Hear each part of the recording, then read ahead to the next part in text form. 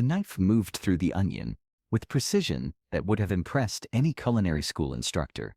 Each slice was uniform, perfectly thin, executed with a confidence that seemed almost impossible, given that Carlos Mendez hadn't been able to see his cutting board for 5 years.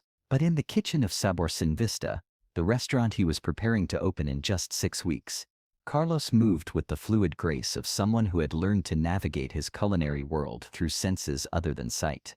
At 28, Carlos had been cooking professionally for 8 years. When the accident happened, he'd been the sous chef at one of San Antonio's most prestigious restaurants, known for his innovative fusion of traditional Mexican flavors with modern techniques. Cooking had been his passion since childhood, when he'd spent hours in his grandmother's kitchen, learning to make mole from scratch, and understanding how the right balance of spices could transform simple ingredients into something magical. The industrial accident that cost Carlos his sight had occurred on what should have been an ordinary Tuesday evening. He'd been working late, preparing for a special event the following day, when a pressurized steam line ruptured near the prep station. The scalding steam had caused severe chemical burns to his eyes, and despite multiple surgeries and months of treatment, the damage had been irreversible. At 23, Carlos faced the reality that he would never see again. The first months after the accident had been devastating. Beyond the physical pain and the lengthy recovery process, Carlos had to confront the apparent end of his culinary career. How could he continue cooking professionally when he couldn't see ingredients, couldn't judge the visual appeal of dishes, couldn't navigate the fast-paced, high-pressure environment of a commercial kitchen? The restaurant where he'd worked had been supportive during his recovery, but everyone understood that returning to his previous position was impossible. "I thought my life was over," Carlos would later reflect. "Cooking wasn't just my job. It was my identity, my passion, my way of expressing myself. Without sight, I couldn't imagine how I could continue to be a chef." But during his rehabilitation, Carlos had begun to discover something unexpected. As his other senses compensated for the loss of vision, his relationship with food became deeper and more nuanced than it had ever been before. He could detect subtle differences in the aroma of herbs that he'd never noticed when he relied primarily on visual cues. His sense of taste became more refined, able to identify individual spices in complex dishes with remarkable accuracy. The texture of ingredients told him stories about their freshness, quality, and preparation that he'd overlooked when he could see. It was like discovering a completely new language of cooking, Carlos explained to anyone who asked about his transition. "When you can't see, you learn to listen to the sizzle of onions, to know exactly when they're perfectly caramelized. You learn to feel the resistance of dough to understand its gluten development. You learn to smell the moment when garlic goes from fragrant to burned." The journey from devastated accident victim to confident blind chef had been long and challenging. Carlos had worked with occupational therapists to learn navigation techniques, with orientation and mobility specialists to use a white cane effectively, and with adaptive technology experts to learn kitchen modifications that would allow him to cook safely and efficiently. But the most important part of his recovery had been reconnecting with his passion for cooking. Initially, he'd practiced simple techniques in his apartment kitchen, learning to julienne vegetables by feel, perfecting his knife skills through muscle memory, developing systems for organizing ingredients and equipment that didn't depend on visual identification. As his confidence grew, Carlos had begun experimenting with more complex dishes. He'd reached out to other blind chefs around the world, learning about adaptive techniques and specialized equipment. He'd studied with Christine Have, the blind chef who had won MasterChef, and had connected with organizations that supported visually impaired culinary professionals. "What I learned is that blindness doesn't make you a worse chef. It just makes you a different kind of chef," Carlos had realized. Some of the most important aspects of cooking, understanding flavor profiles, timing, temperature control, seasoning, those things don't require sight. In some ways, not being able to see forced me to develop those skills more fully. The idea for Sabor Sin Vista had emerged gradually. Carlos had begun catering small events for friends and family. Then it started offering private dining experiences in his apartment. Word had spread through San Antonio's food community about the blind chef, who was creating extraordinary dishes that challenged diners' assumptions about the relationship between sight and taste. The restaurant concept was ambitious. Sabor Sin Vista would offer diners the option to eat in complete darkness, experiencing Carlos's food the way he experienced cooking it, through taste, smell, texture, and intuition rather than visual presentation. The menu would change seasonally and would focus on bold, complex flavors that told stories about Carlos's heritage, his journey, and his unique perspective on the culinary arts. I want people to understand that when you remove sight from the dining experience, you don't lose something. You gain something, Carlos explained to potential investors. You gain a deeper appreciation for flavor, for the artistry that goes beyond visual presentation, for the way food can connect with our emotions and memories. Securing funding for the restaurant had been challenging. Many potential investors had been skeptical about the viability of a restaurant run by a blind chef, particularly one that asked customers to dine in darkness. But Carlos had persisted, eventually finding backing from a group of investors who understood his vision and believed in his talent. The Family Feud opportunity had come through the San Antonio Restaurant Association, which had nominated Carlos for the show's special episode, featuring entrepreneurs who were overcoming significant challenges to pursue their dreams. The nomination letter had highlighted not just Carlos's determination to continue his culinary career after losing his sight, but his innovative approach to redefining the dining experience. When Carlos first received the call from the show's producers, his immediate thought was about the logistics of appearing on television as a blind person. Would he be able to navigate the set safely? Would the format of the show accommodate his needs? Would his story be presented respectfully rather than sensationally? But when he discussed the opportunity with his family, his parents Miguel and Rosa, his sister Elena, and his girlfriend Sofia, their enthusiasm was immediate. They understood that this could be a chance to introduce Carlos's story and his restaurant to a national audience, potentially changing perceptions about what disabled entrepreneurs could achieve. The Mendez family team consisted of Carlos, his parents, Elena, and Sofia. They'd all been part of Carlos's journey from the accident through his recovery to the upcoming restaurant opening, and they were excited to support him in this moment of national visibility. Steve Harvey had been briefed on Carlos's story by the producers, but he approached him with genuine curiosity and respect, focusing on Carlos's achievements and aspirations rather than dwelling on his disability. "Carlos," Steve said during introductions, "tell me about yourself and what you're working on." Carlos stepped forward confidently, his white cane folded and held discreetly in one hand. "I'm Carlos Mendez from San Antonio, Texas, and I'm a chef. In 6 weeks, I'm opening my own restaurant called Sabor Sin Vista, which means flavor without sight." Sofia moved closer to Carlos, her pride in him obvious to everyone in the studio. "Carlos is an incredible chef," she added. "He creates dishes that are more flavorful and creative than anything I've ever experienced." Steve's eyebrows raised with genuine interest. "Sabor Sin Vista, that's a beautiful name. Tell me about your restaurant concept." Carlos's face lit up with enthusiasm as he began describing his vision. "The restaurant will offer diners the option to eat in complete darkness, experiencing food the way I experience cooking it, through taste, smell, and texture, rather than visual presentation. I want people to understand that there's a whole world of flavor that we often miss when we're distracted by how food looks." "And you're a blind chef?" Steve asked gently, wanting to understand Carlos's story without being invasive. "I lost my sight in an industrial accident 5 years ago," Carlos replied matter-of-factly. "At first, I thought it meant the end of my cooking career, but I've learned that some of the most important aspects of cooking don't require sight. In many ways, losing my vision has made me a better chef because it forced me to develop my other senses more fully."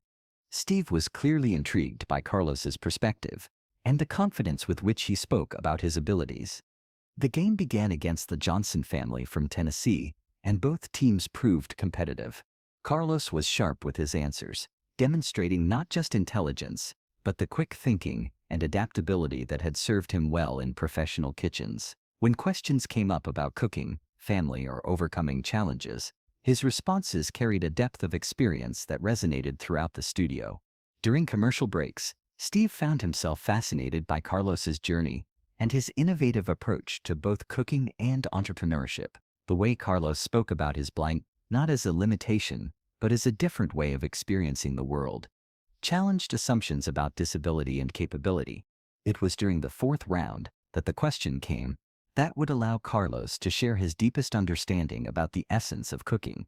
We surveyed 100 people, Steve announced. Name something you need to cook great food. Carlos was at the podium. The question felt like an invitation to share everything he'd learned about cooking, about the relationship between senses and flavor, about what truly mattered in the culinary arts. Heart, not eyes, Carlos said clearly. The words carried such conviction, such hard-won wisdom, that the studio fell completely silent. Steve set down his cards immediately and approached Carlos. Heart, not eyes, Steve repeated softly. Carlos, that's beautiful. Tell me what you mean by that. Carlos took a deep breath, feeling the support of his family behind him and the attention of the studio audience focused on his words. When I could see, I sometimes got distracted by making food look perfect, Carlos said, his voice gaining strength. I focused on presentation, on visual appeal, on creating dishes that photographed well, but when I lost my sight, I had to focus on what really matters: flavor, technique, the emotional connection that food creates between the chef and the person eating it. The audience was completely absorbed in Carlos's explanation. Great cooking comes from understanding ingredients, from respecting techniques that have been passed down through generations, from putting love and intention into every dish. Carlos continued, those things don't require sight, they require passion, patience, and a willingness to taste and adjust until something is perfect. Elena couldn't stay in the family section any longer. She approached Carlos at the podium, standing beside him with obvious pride. Mr. Harvey, Elena said, her voice thick with emotion.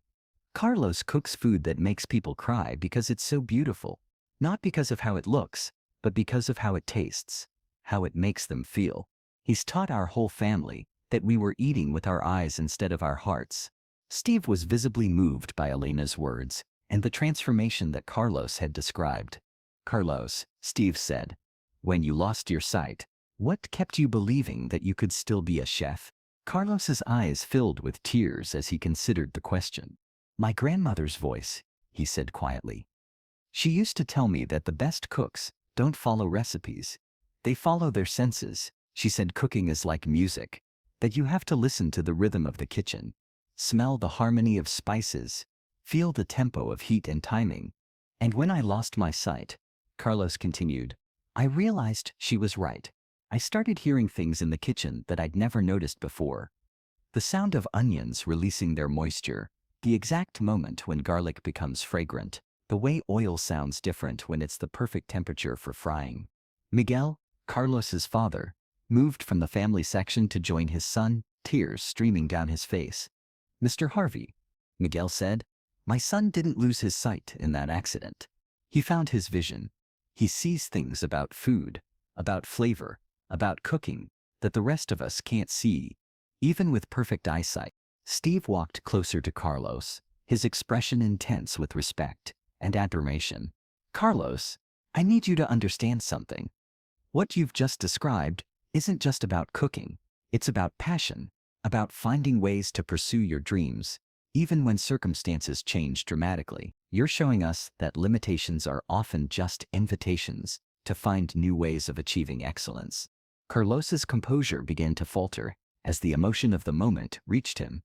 Mr. Harvey, Carlos said quietly, there are so many people with disabilities who get told that their dreams are impossible, that they need to lower their expectations.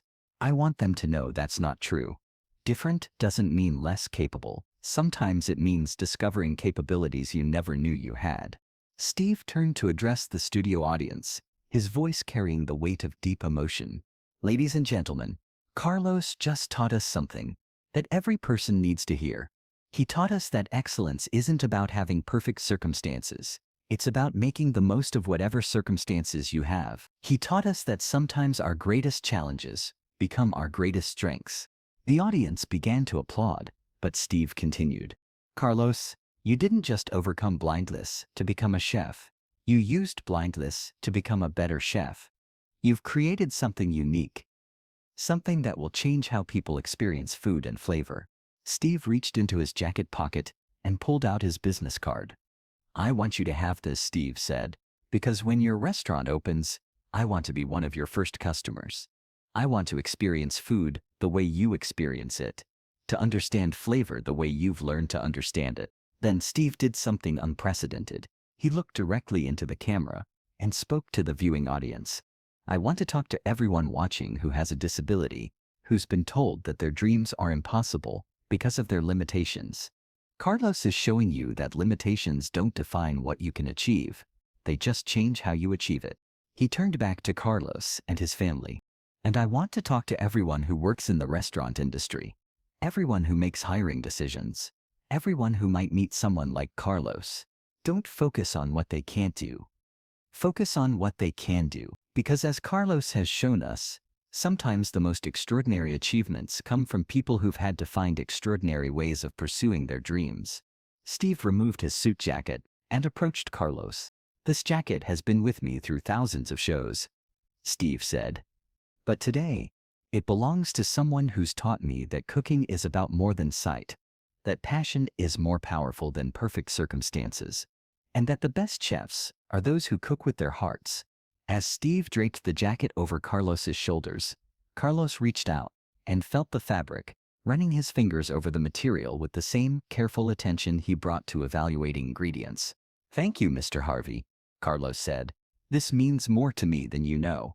And I promise you, when you come to Sabor Sin Vista, you're going to taste food in a way you've never experienced before. The standing ovation that followed was unlike anything the Family Feud studio had ever heard. The audience was on their feet, many crying openly, witnessing something that transcended entertainment and entered the realm of pure inspiration. But the moment that would become legendary happened when Carlos looked directly into the camera and said, "To anyone watching who's been told that disability means you can't pursue your dreams, come to my restaurant. Let me cook for you. Let me show you that when we stop focusing on what we can't do and start focusing on what we can do, incredible things become possible." The episode aired 10 weeks later, just 2 weeks after Sabor Sin Vista officially opened. By then, the restaurant was already booked solid for 3 months, with a waiting list of people from around the country who wanted to experience Carlos's unique approach to dining. The Family Feud segment immediately went viral, with Carlos's message about cooking with heart, not eyes, being shared millions of times. But more importantly, it sparked conversations about disability employment, adaptive entrepreneurship, and the ways that challenges can become competitive advantages. Carlos received thousands of messages from other visually impaired individuals, from people in the restaurant industry, and from viewers who had been inspired by his determination to pursue his passion, despite significant obstacles. But the messages that meant the most came from other disabled entrepreneurs who wrote to thank him for showing that limitations don't have to limit dreams. Steve Harvey kept his promise to visit Sabor Sin Vista, featuring his dining experience on his talk show and helping to establish the restaurant as a must-visit destination for food enthusiasts from around the world. Today, Sabor Sin Vista is one of San Antonio's most celebrated restaurants, with James Beard Award recognition and features in national food magazines. Carlos has become a sought-after speaker and advocate for disability inclusion in the culinary industry. He always wears Steve's jacket to these events, and it has become a symbol of his message that excellence comes from passion and technique, not from perfect physical conditions. But perhaps the most meaningful measure of Carlos's success is the number of other disabled individuals who have been inspired to pursue careers in the culinary arts. Several culinary schools now offer programs specifically designed for visually impaired students, and Carlos serves as a mentor and advisor to these programs. In the kitchen of Sabor Sin Vista, where Carlos continues to create extraordinary dishes, guided by senses other than sight, hangs a photo from the Family Feud, taping alongside his grandmother's handwritten mole recipe, and a quote that has become his restaurant's unofficial motto: "Great cooking comes from the heart, is perfected by the hands, and is tasted by the soul." Because Carlos had learned that the most profound truth about cooking isn't about what you can see, it's about what you can feel, taste, smell, and imagine. And that sometimes losing one sense means discovering depths in others that you never knew existed. And in San Antonio, Texas, in a restaurant where diners voluntarily close their eyes to experience food as their blind chef experiences it, Carlos Mendez continues to prove that passion, skill, and determination are more powerful than any physical limitation, and that the most extraordinary achievements often come from those who refuse to let circumstances define their possibilities. Sometimes the greatest chefs are those who cook with senses beyond sight. And sometimes the most innovative restaurants are born from the determination to transform limitations into unique strengths, proving that when heart meets skill, incredible things become not just possible, but inevitable.